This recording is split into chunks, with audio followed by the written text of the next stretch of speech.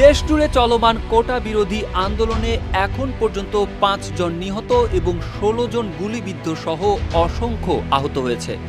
রংপুরে বেগম রোকেয়া বিশ্ববিদ্যালয়ে কোটা আন্দোলনকারী শিক্ষার্থীরা মিছিল নিয়ে শহরের লালবাগ এলাকা থেকে ক্যাম্পাসের দিকে যায়। এরপর ক্যাম্পাসে প্রবেশের চেষ্টা করলে পুলিশ তাদের বাধা দেয়। এক পর্যায়ে পুলিশের সঙ্গে তাদের সংঘর্ষ বাধে। এ সময় পুলিশ শিক্ষার্থীদের লক্ষ্য করে রাবার বুলেট ছোড়ে। তখনই বেগম রোকেয়া বিশ্ববিদ্যালয়ের ইংরেজি বিভাগের ১২তম ব্যাচের শিক্ষার্থী আবু সাইদ নিহত হন। আর চট্টগ্রামে ছাত্রলীগের সঙ্গে আন্দোলনকারীদের সংঘর্ষে ওয়াসিম, ফয়সাল আহমেদ শান্ত ও ফারুক নিহত হন। নিহতদের মধ্যে ওয়াসিম চট্টগ্রাম কলেজের শিক্ষার্থী, ফয়সাল আহমেদ শান্ত নগরের এমইএস কলেজের ছাত্র এবং ফারুক অজ্ঞাত পথচারী।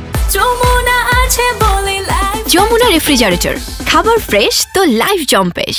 কোটা সংস্কারের দাবিতে চলমান আন্দোলনের অংশ হিসেবে মঙ্গলবার বিকেলে ক্যাম্পাসে কর্মসূচি পালনের ঘোষণা থাকলেও দুপুর থেকে ঢাকার বিভিন্ন সড়ক ও রেলপথ অবরোধ করে বিক্ষোভ দেখায় আন্দোলনকারী শিক্ষার্থীরা। বেলা ১১টার পর থেকে ঢাকার উত্তরার আব্দুল্লাপুর, বাড্ডার প্রগতি সরণি, বনানী, রামপুরা, মুগদা, বিরুলিয়া, উত্তরার বিভিন্ন সড়ক, বিমানবন্দর, নর্দা, মিরপুর ১০ নম্বর, ধানমন্ডি, রাপা প্লাজা, যাত্রাবাড়ি এবং mayor Hanif flyover, science lab মোড় অবরোধ করেছেন বিভিন্ন শিক্ষা প্রতিষ্ঠানের শিক্ষার্থীরা।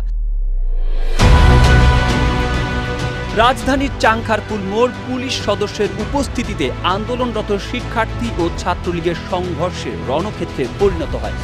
এ সময় উভয় পক্ষ একে অপরের দিকে ইট পাটকেল ছুটতে থাকে।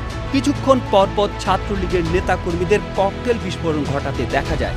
মহাখালীতে শিক্ষার্থীদের সঙ্গে ছাত্রলীগ, স্থানীয় আওয়ামী লীগের অঙ্গ সংগঠনের নেতাকর্মী ও পুলিশের সংঘর্ষে রণক্ষেত্র পরিণত হয়।